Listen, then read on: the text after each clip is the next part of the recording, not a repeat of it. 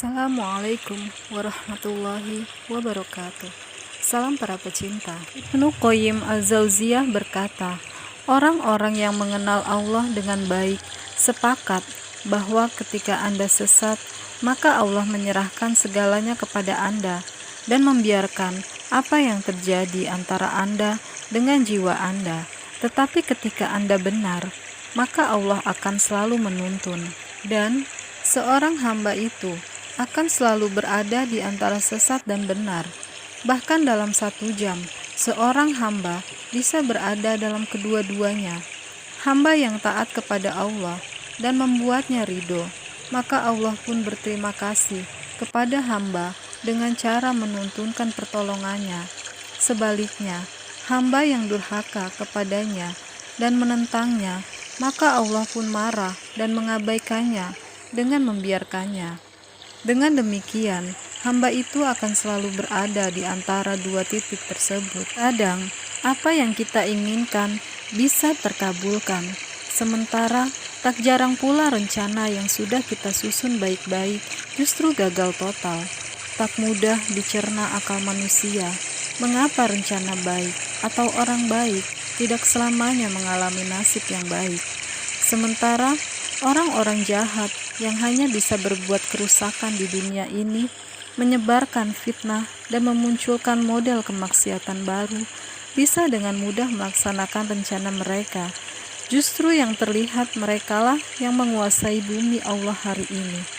Ini bisa jadi semakin sulit untuk dicerna oleh akal kita, tetapi Islam memberikan ruang untuk mengalirkan rasa bingung dengan memberikan beberapa jawaban yang tidak bertabrakan dengan kadar kemampuan kita.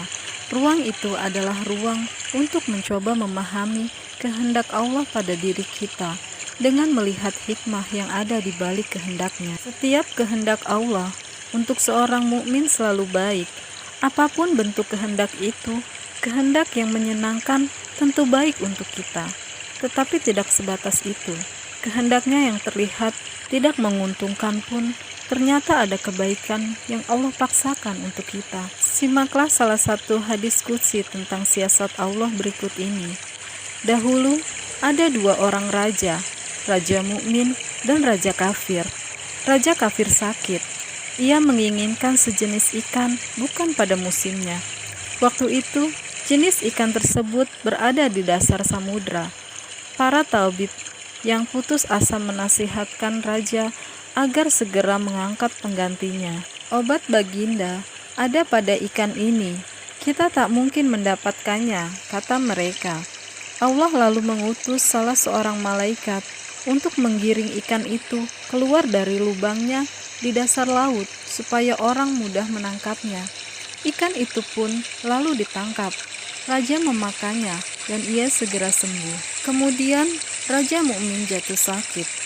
Ia menderita penyakit yang sama seperti yang diderita Raja Kafir. Tetapi ia sakit pada waktu ketika ikan yang menjadi obatnya berada pada permukaan laut.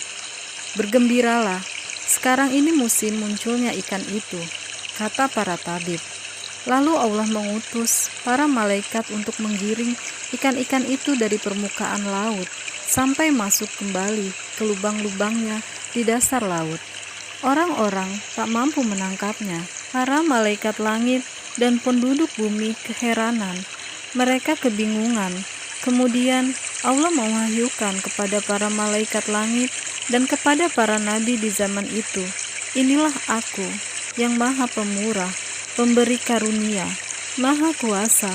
Tidak menyusahkan aku apa yang kuberikan. Tidak bermanfaat bagiku apa yang kutahan. Sedikit pun aku tidak menzolimi siapapun. Adapun raja yang kafir itu, aku mudahkan baginya mengambil ikan bukan pada waktunya. Dengan begitu, aku membalas kebaikan yang pernah ia lakukan. Aku balas kebaikan itu sekarang, supaya ia datang pada hari kiamat. Tidaklah ada kebaikan pada lembaran-lembaran amalnya. Ia masuk neraka karena kekufurannya. Adapun raja yang ahli ibadah itu, aku tahan ikan itu pada waktunya. Dia pernah berbuat salah. Aku ingin menghapuskan kesalahannya itu dengan menolak kemauannya dan menghilangkan obatnya, supaya kelak ia datang menghadapku tanpa dosa dan dia pun masuk surga. Kali kontradiksi itu yang bertentangan dengan rasa keadilan kita, tersembunyi keadilan ilahi. Inilah siasat atau politik ilahi. Kebijakan Tuhan berbeda-beda, bergantung pada keadaan manusia. Ia menerapkan kebijakannya dalam bentuk bala atau ujian. Sebagaimana Allah berfirman dalam Quran Surah Muhammad ayat 31, "Dan sesungguhnya kami benar-benar akan menguji kamu, sehingga kami mengetahui orang-orang yang berjihad atau bersungguh-sungguh yang bersabar di antara kamu, dan agar kami menyatakan baik buruknya hal ikhwalmu." Wallahu a'lam bishawab. Semoga kita bisa mengambil pengalaman berharga tentang hal-hal yang menimpa kita, diberikan kesabaran dan selalu dilindunginya. Assalamualaikum warahmatullahi wabarakatuh.